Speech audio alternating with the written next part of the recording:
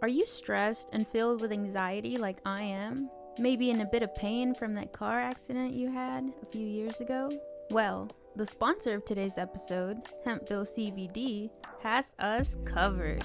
They have the highest quality products created by chemists and doctors.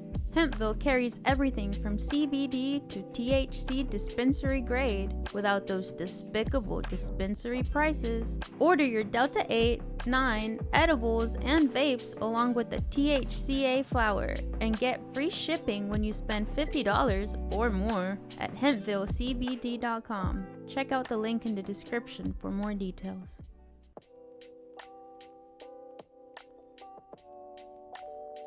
Welcome to the Filmistines, the double feature podcast. Join us as we unravel the interwoven experience of the continuous conversation of cinema. Take part in pairing movies with our cursed counterparts, movies that share DNA, or even pairing questionable duos by joining our Patreon at patreon.com/Filmistines. We offer tiers at the $1, $5, and $20 level, where the $5 tier will grant the ability to request films to further the discussion. So grab some popcorn, sit back, and get ready to join the 100-year conversation. This is the Filmistines, where movies are more than just entertainment, they're an experience.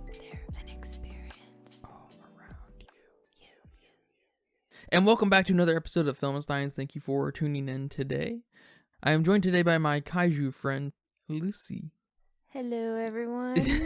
You can join us every Monday, Wednesday, and Friday for brand new episodes of the Filmistines. Some recent episodes include If Beale Street Could Talk, Trolls Band Together, Brother Bear, The Holdovers, and A Christmas Carol, the 1951 one of the old ones. Not a good one, though. Not a good one. Not a great one, no. But today we are discussing another old movie from 1954, Ishirō Honda's Godzilla. The original to what started one of your favorite genres, giant monsters fighting each other or just destroying shit, right? Yep. This is kind of a funny movie. It's going to be funny to talk about, too, because it's a very pioneering film, right? We like to knock pioneering films down a peg or two pretty often here. And I haven't seen this film in a while, probably 20 years. And I believe this was your first time seeing it, right? Yep. So I'm glad I could share that with you. I'm glad we could share that moment. I'm happy to report, too, that this is a pretty okay film. I enjoyed it. Yeah, this was my first time seeing this film. And before this, I had really only seen the 2014 Godzilla with Bryan Cranston and Shin Godzilla, which I thought it was a lot older than you told me it was 2016, so that's my bad, because he looks so derpy. How can it not be so old? And then the new Kong versus Godzilla. America struck a very interesting chord with the recent series of Godzillas, and it's this, Planet of the Apes kind of Marvel style, mega blockbuster style movie, and it's, for better or worse, it's a very specific angle on Godzilla that is kind of cool, right? Yeah. They need to embrace what they have there, and that is the monster fighting kind of thing, and we'll see if they can figure that out in the future, I guess. But yeah, the Japanese Godzillas, as you'll come to learn as we watch some of these, they tend to be a little derpier looking. They're not. They for some reason they're very rounded in the face. They have beady eyes. The eyes, and they're kind of fat, and they have small arms. Their proportions are just weird, and especially these older ones, not a lot of special effects. It's all practical, and so it's gonna feel like there's a lot of wrestling matches taking place on screen, and that's one of the kind of charming things about the Japanese line of Godzilla films, even though there are many different eras of Godzilla, and Shin Godzilla being my favorite. Yeah, I would like to see some Americanized versions of Godzilla or older Godzilla films, just to kind of see if they still have that kind of monster fighting genre and themes. This movie lives in a funny space in my mind because I don't think it's a really great film like 12 Angry Men. That's going to be my go-to black and white film. And from the 50s, right? It may have come out the same year, actually, in 12 Angry Men, 1954. I think it's 57. Okay. But there's something captured here that I can't help but to just totally love. This movie lives in an interesting place in my mind because it's really not a great film. It feels like it could potentially be some kind of undergraduate, production with man in a suit, half the film, crushing cool ass dioramas, but still just dioramas nonetheless, right? And not very, fleshed out in the way that broken building would kind of collapse. They're very box-like. There's not a lot when the things are crushed. There's nothing in them.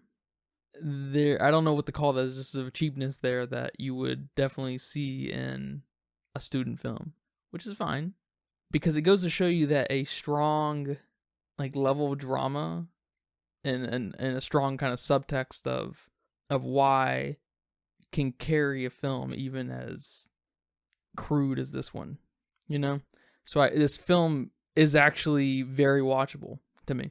Yeah, I don't know if I completely agree with what you're saying, because I think this is a pretty great movie, but I do see the cheapness, the derpiness, especially in those scenes when we have like a toy helicopter colliding with a box building. Okay, I saw the switch from world perspective to, okay, that clearly looked like a toy. Yeah.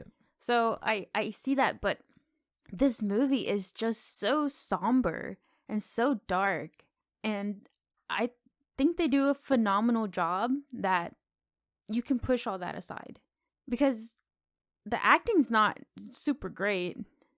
It's not the best performance. They're not the best performances. But I will say the acting is much better than a lot of 50s American movies. It's really surprising, isn't it? Yes. This movie feels... I know Citizen Kane is one of the harbingers of bringing naturalism, so-called naturalism, to the screen, but every early Japanese film I've seen brings... I wouldn't quite call it naturalism, but it is this very specific style of drama that's not theater, that we're kind of, or whatever. I don't know what to call that American way of acting either, pre-Citizen Kane, but from A Christmas Carol we just watched, and To Kill a Mockingbird. It's just what is that? Go ahead, please. Oh, yeah. Towards the beginning of the film, we saw one of the guys getting hit with water. I think the water came on too strong and crashed, broke the window, and the water came in, and he fell forward when the water clearly should have pushed him back. Yeah. And, kind of little performance things like that. I just hate to dock this film any points because of that. And even some of the editing is pretty rough. So you can find little pieces in the performances and the editing and the costumes and the set designs, but the story is just so beautifully done that it just elevates this movie so much for me.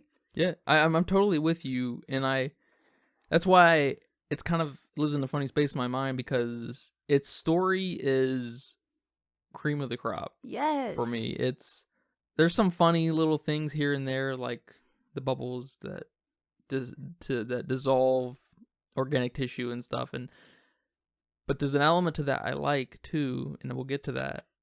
So it's just, I can't help but to really appreciate this movie in some ways. And now that we're here, 70 years later, however long it's been? Next year, okay. Yes. I can appreciate this movie way more for its pioneering and just the influence it has on not only, the 50 million Godzilla films that there are out there, but everything else it's influenced. So maybe I have a little bit of that in my appreciation for this film, because I didn't really know what Godzilla was about. I had no idea it was a symbol for nuclear weapons. I had no idea from the American movies I've seen. So watching this classic, this original film, just really, I guess it just really speaks to me on a whole nother level. It puts Godzilla in a really somber light, I think. And I was wondering if you were going to look into that, look into the greater picture of Godzilla, because I've always had that image of Godzilla in my mind. I don't know if I knew that before I even saw the first Godzilla or what, but it's just always kind of been there, and it's one reason I like Godzilla as a premise, because of its origins and its inspiration.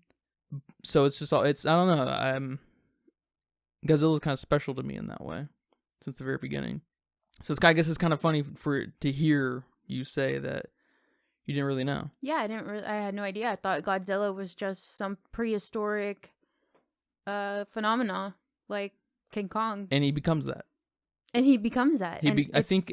I think in one of the second era of Godzilla, during the fight scenes of Godzilla, like the fighting era, the King of Monsters era, I think is what they call it. He's a mutated iguana. We get to the origin of him.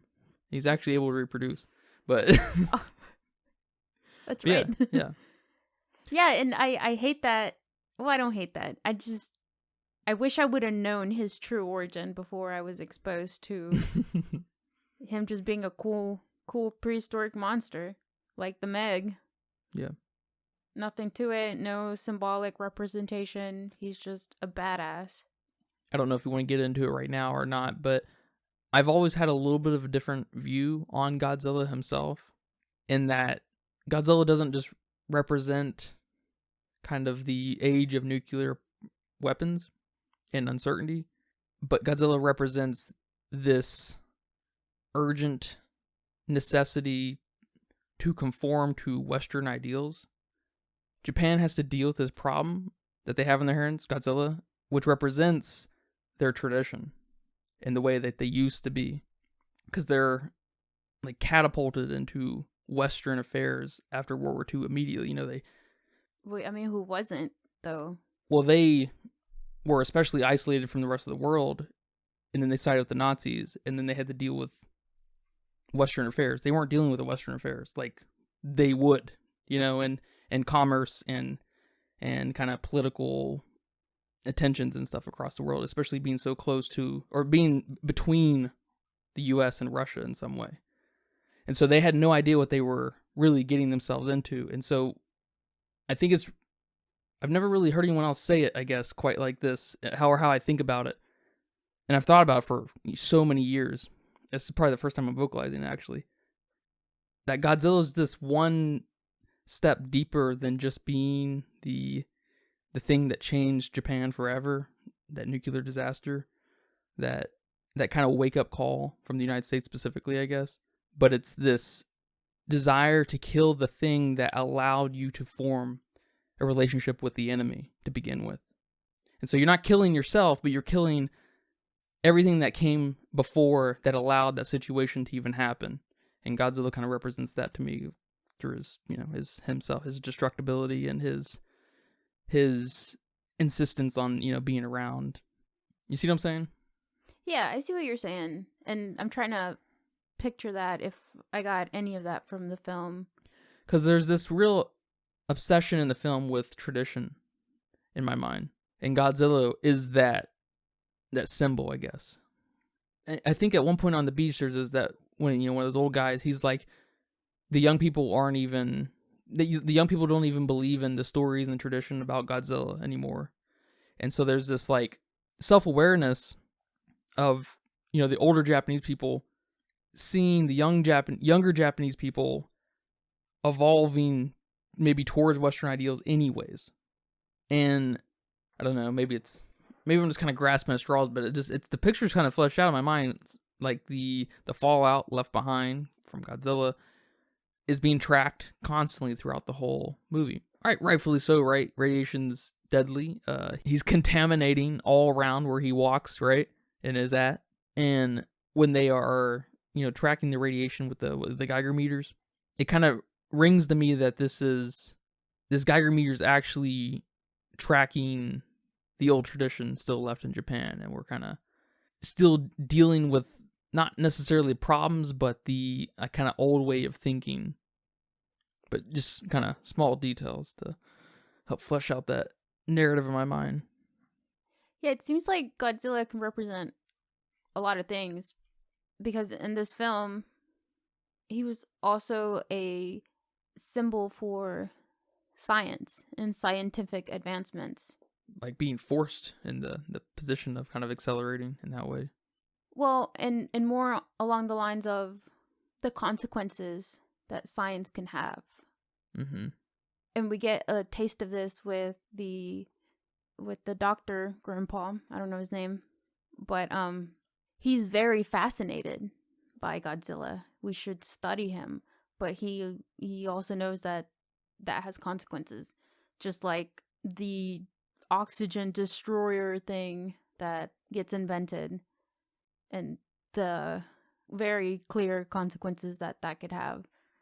So, another step beyond the just nuclear weapon. Answering the weapon with a weapon kind of thing. Yeah. I kind of like the older doctor's whole angle being this almost representation of the resistance to changing and wanting it to be or I guess resistance to abruptly changing, and more so understanding our past and knowing kind of why it allowed us to side with the Nazis, and kind of just understanding the demons within Japan themselves.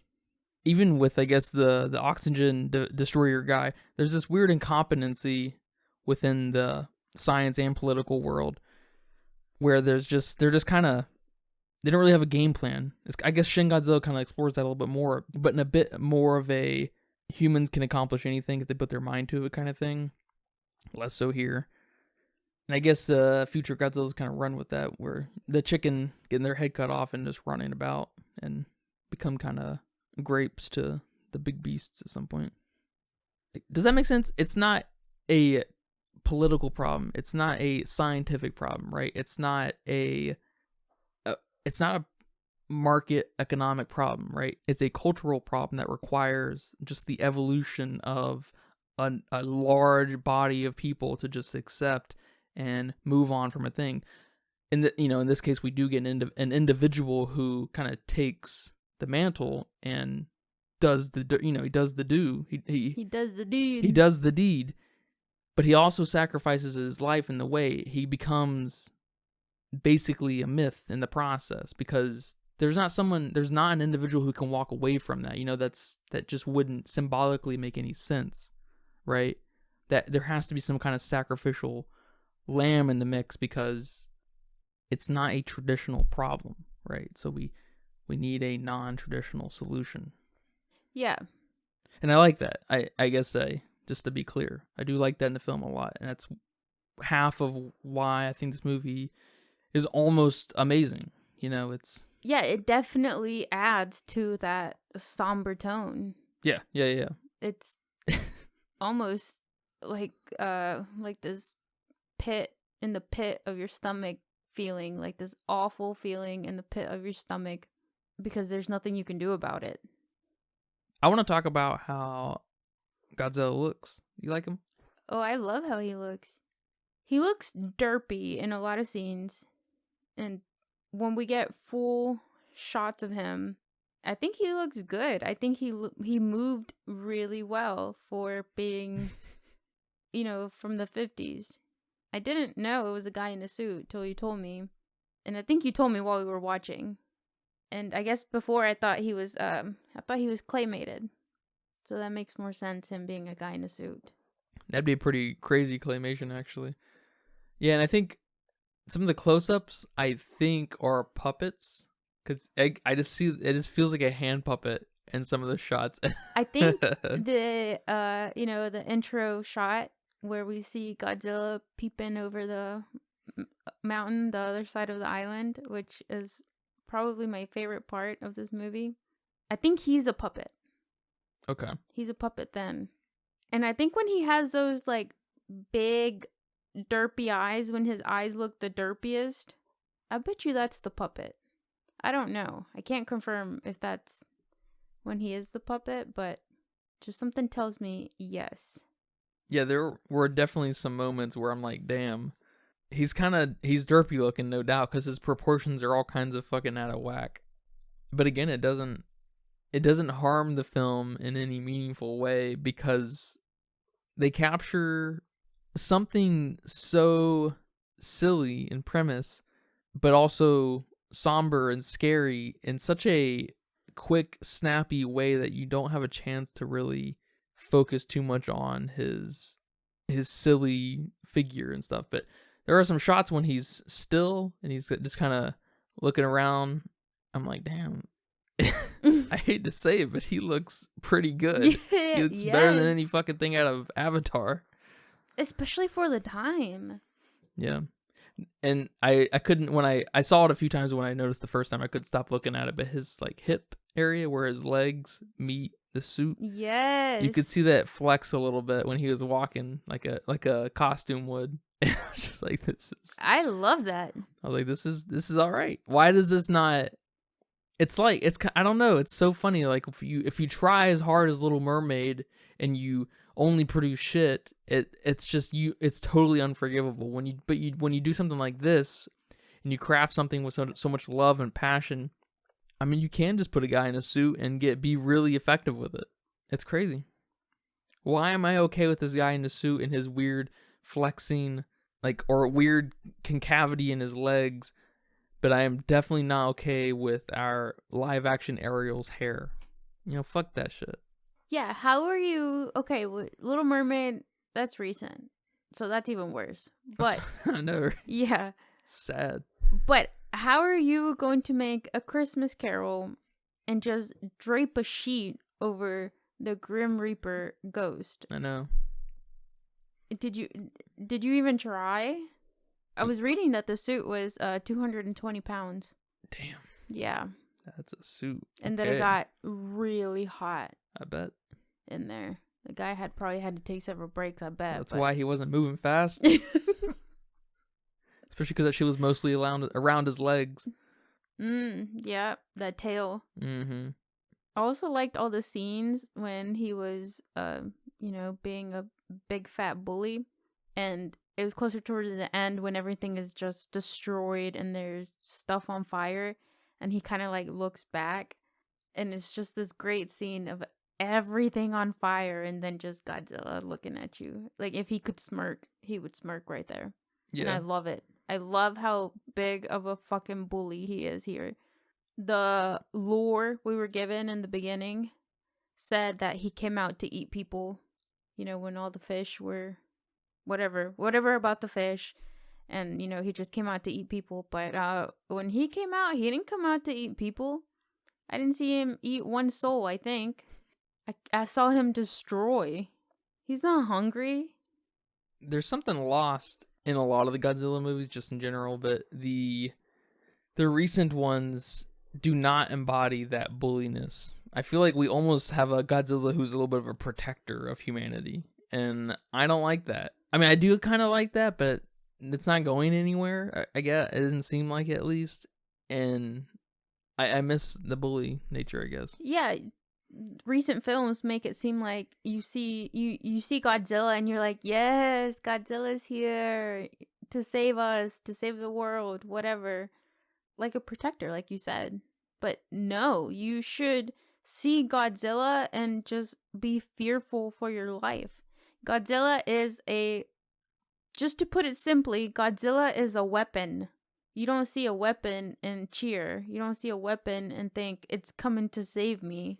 Yeah, especially if you know the origin of Godzilla, too. I don't know how... When did that get lost? Yeah. I mean, I guess probably shortly after the Japanese probably killed that with the King of Monsters error.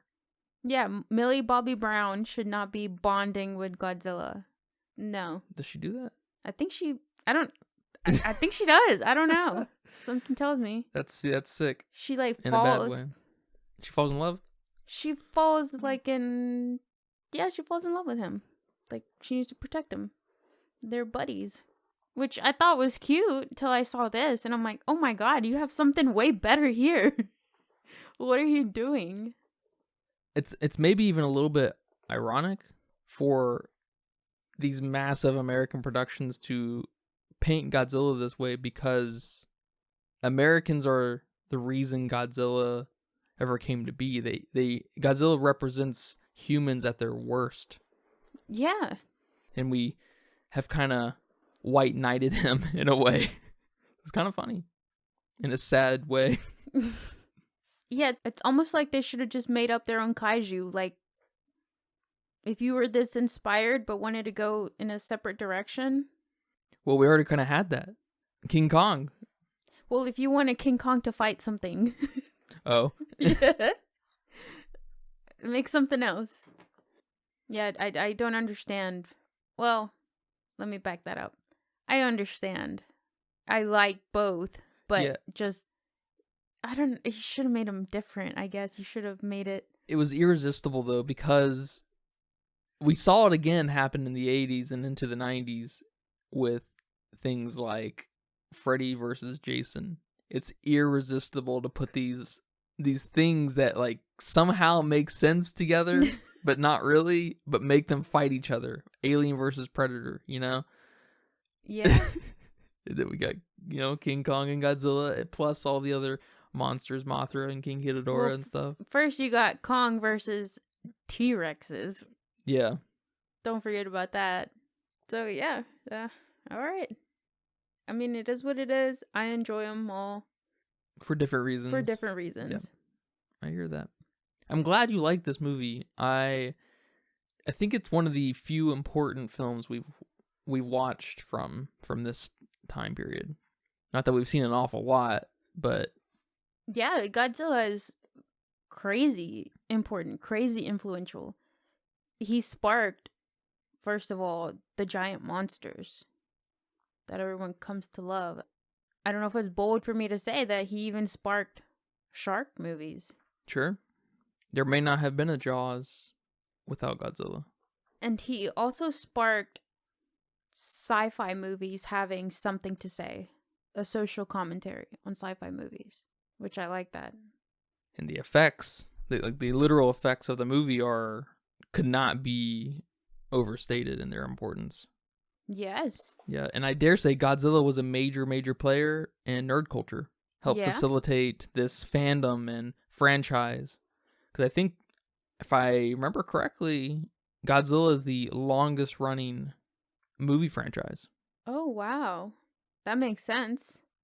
And Godzilla is he's still around. He didn't get lost. There's still Godzilla toys. Godzilla, I mean, yes, there's films coming out all the time, but this movie also has a big influence on the score and Foley. Just how iconic is his roar. And his theme song. His theme song, I mean, I haven't seen many, but I'd be bold to say that his theme song is probably played with every Godzilla film to date. I don't even know. I can't even remember in these recent American. Or some version of it, yeah. I do like how a lot of the drums in the score sound like big heavy footsteps. And I like how when they're actually giving us Godzilla's footsteps, they sound like bombs. I don't know if you heard the same thing I did, but I like that. It was all very cohesive. Mm-hmm. Yeah, the levels taken to tie in the symbolism that it can be read in multiple ways is nothing short of genius. I mean, again, that's one reason this film is forever going to live in a really kind of pulled apart place in my mind, because it's just unfortunate that it was just many years ahead of its time, and it's going to suffer because of that. But see, that's a little bit more of a reason to always praise a movie, something being ahead of its time. Mm-hmm. You know? Yeah. It's not just pioneering in many ways. It had something to say and knew exactly how to say it, but wasn't possible to tighten some of the things to make it live forever. Yeah. In a complete form, I guess. It's because it will live forever in its messaging. Yeah, I think if you can appreciate that, at least, this film is it's awesome. So I guess the last thing I want to talk about is the end. How did you feel about the whole end, when probably starting with the woman and the guy getting the eye patch dude to give them convincing him to use the the oxygen destroyer, and then them getting on the boat, both of them going down, one guy coming up, one guy sacrificing himself, and I'm sorry, but Godzilla turning into bones. You didn't expect that, did you? No. Well, first of all, the worst part of the movie is in that mix where we get the reveal of the oxygen destroyer. That is just laughably bad. That was the worst shit I've ever seen in my life. That's, for some reason, they felt like that needed to be the climax. I don't know what that was. That's not They climax. shouldn't have said it. They shouldn't have said it. They shouldn't have shown us. They shouldn't have shown. They definitely shouldn't have shown us twice. You know, they showed us half of that, I guess, already, but they weren't gonna let you forget that was, you know, such an essential part of what's to come. It kind of takes away the cinematic flair and steam of killing Godzilla, because we could have seen her face. That's it. Us seeing what that did to the fish, and then seeing her face, getting that kind of repetition, makes that shit beyond silly. But if we could have, you know, just seen her face, no fish, we didn't, you know, it was just implied something happened, and we see it played out. Her face now is the response to what happened to Godzilla, you know? There could be. So it's just like, it got kind of in its way, I feel like. Yes, it brought down the effect of the first time. Yeah. How dramatic that was. It definitely brought that scene down a bit. Did the science behind the oxygen destroyer annoy you at all, like it did me? Because the point of it is to take out all the oxygen, I guess, from the water, leaving the fish to suffocate. So why did Godzilla turn into bones? I mean, why did the fish turn into bones? Why did the fish turn into bones? Yes. Also, I didn't think about this till I saw someone very nicely point it out online. Godzilla can breathe on land and underwater.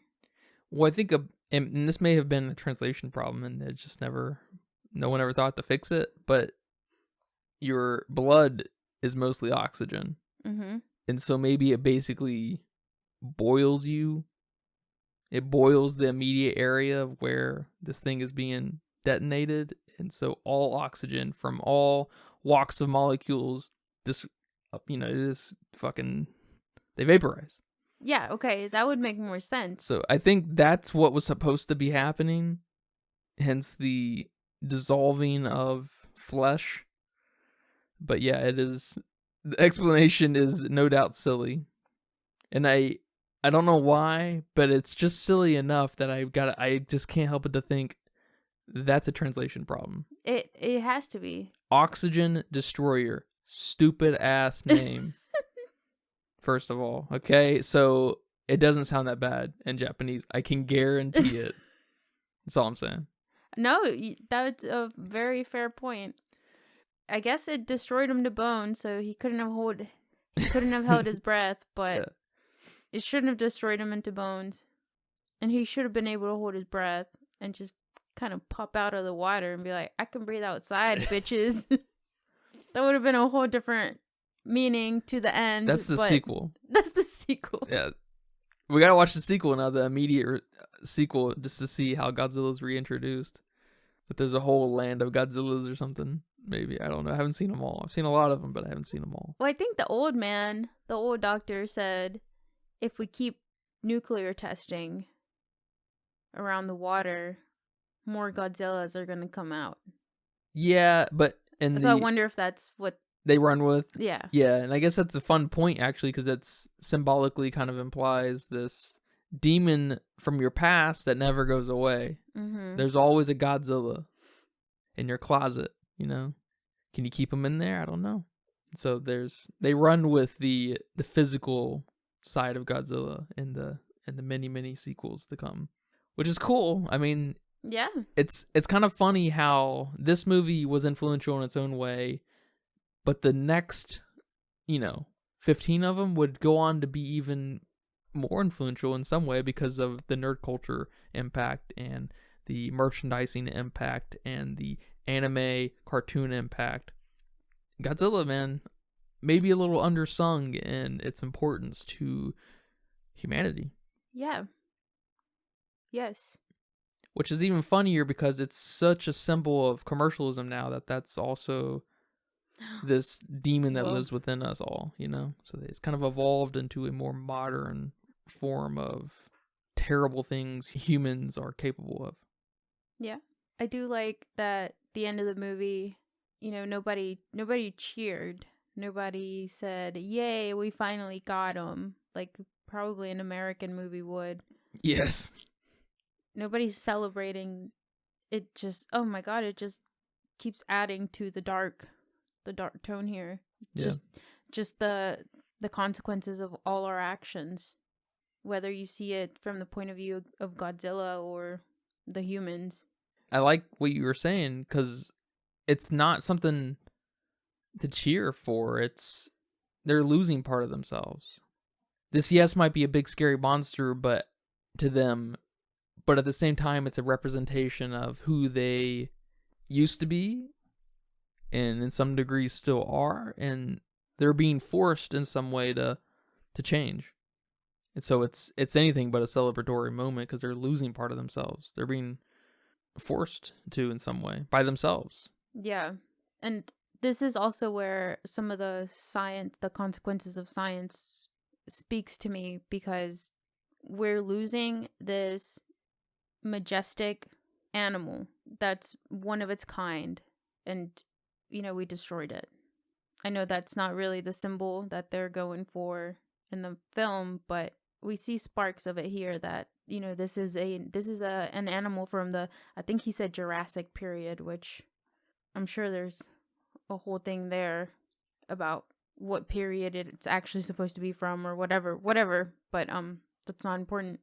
Just the loss of a scientific thing that could have been studied, or that could have been just the relationship that humans have with science. I like that because it only demonstrates this need for humans to be in control in some way. And when something threatens that, whether no matter how big or small, it runs the risk of throwing an entire culture into jeopardy.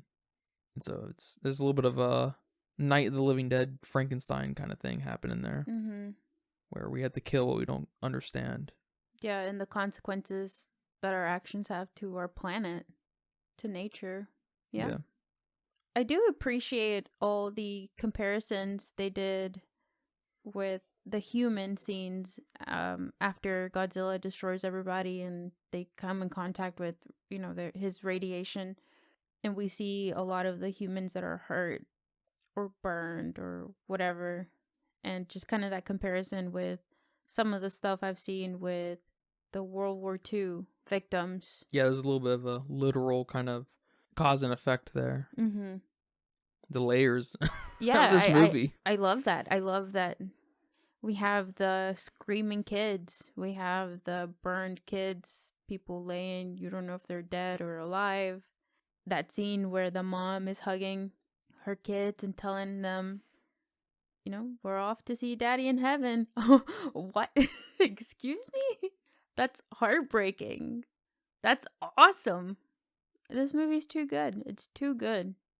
That's why I can forgive all the bad edits, like when the girl is starting to get up and all of a sudden she's up and halfway down the hall, really. Yeah, and it's worth noting, just in general for old movies, you couldn't film and film and film and film like you can today digitally.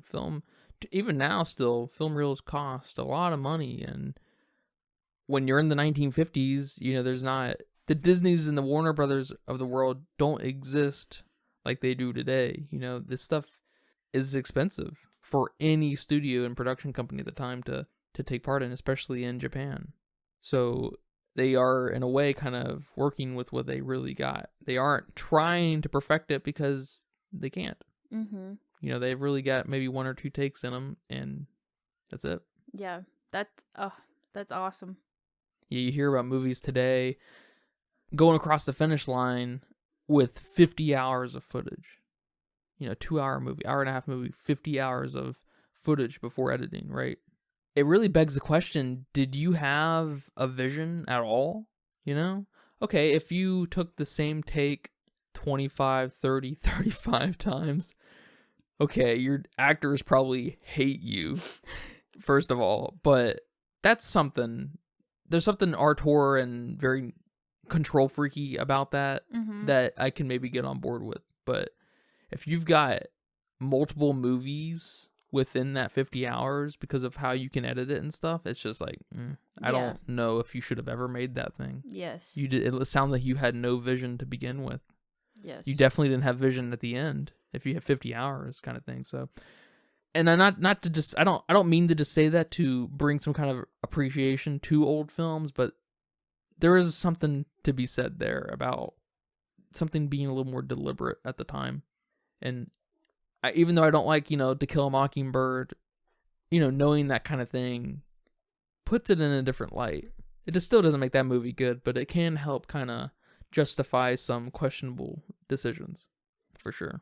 I like that. You hear that? You have no excuse. Today you have no excuse. No. You just suck. Yeah, man. Well, thank you for watching this movie with me. You're welcome. Thank you for making me watch this, finally. Now I feel like I gotta go get a Godzilla tattoo or something. You gotta represent. You gotta represent. I like that. Godzilla's always been kind of special to me in a very tangential way. I don't like the modern movies. I don't like a lot of the monster fighter movies either. There's something nostalgic about them that I like. I had a friend back in the day. He had all the VHSs and, I'd borrow them, watch them and everything. I was real into that. But there's something a little deeper within like the original, this original Godzilla that hits home with me in a really special way. But yeah, I'm glad you enjoyed it. I really am. That's good stuff. I'm glad to be proven. Now, I can't really say yet again, but once more that old movies are not terrible. Because I am very rarely impressed by old movies, like in a really interesting way, like 12 Angry Men. 12 Angry Men's one of the greatest movies ever made. Yes. Should that be enough to justify the whole decade? Nah. Hell no. Yeah. We're still struggling today, so I guess this is worth saying. Most movies all the time suck. It's all decades, so maybe that's the help justify that the 50s really aren't any different from today. But yeah, man, thank you for talking about it here today. Thank you. Do you have a budget guess? I do, which is just pulled out of my brain. 50,000. I mean, look, this is an old film. It's Japanese. The guy's in a suit. I have no idea, but you have toy helicopters. That was probably like 2 pennies at the time. So I don't know. I have no clue. Yeah. No idea. I feel like that's actually a pretty good guess.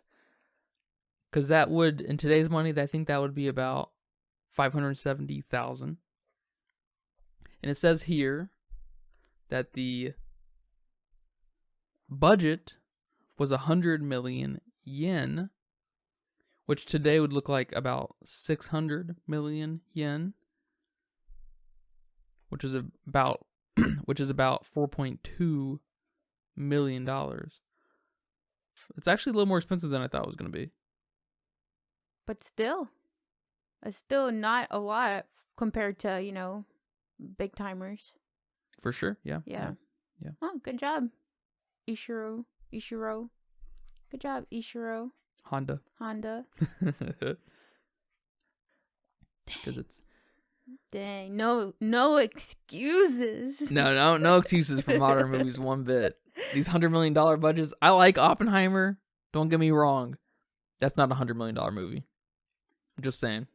And don't get me started on Disney nonsense. So, nope. Yeah.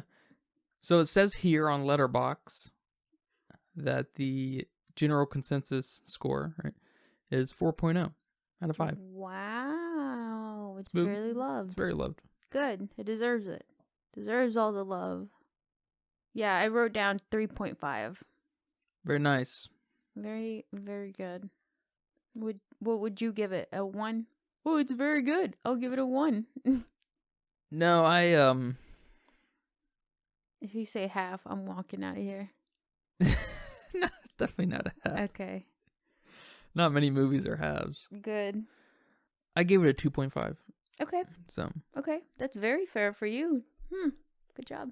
Yeah, and it's being forced. That number is squeezed out of the balance between the things that just don't age well and the really amazing things. So, maybe if I was back in the 50s, had Letterboxd, and we were just making movies and shit, this movie may have been like a 4.0 for me or something. So that's fair. Very fair. I would say the high points are probably 4.0 territory for me out of 5, and then the low points are 1.5.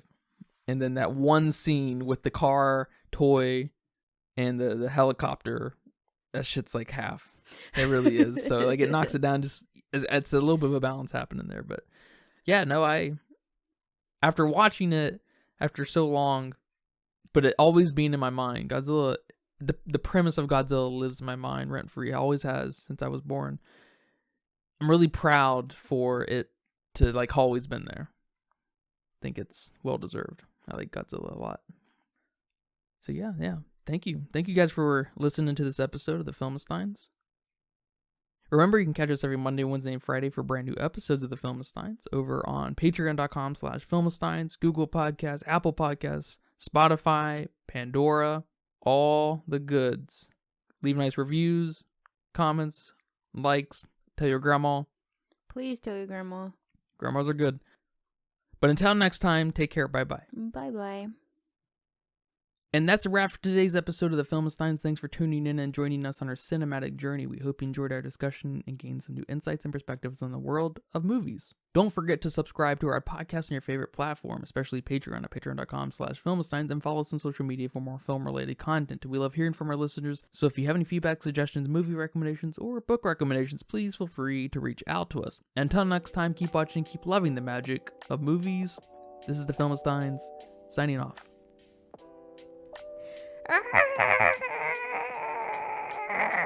Oh, that one was good.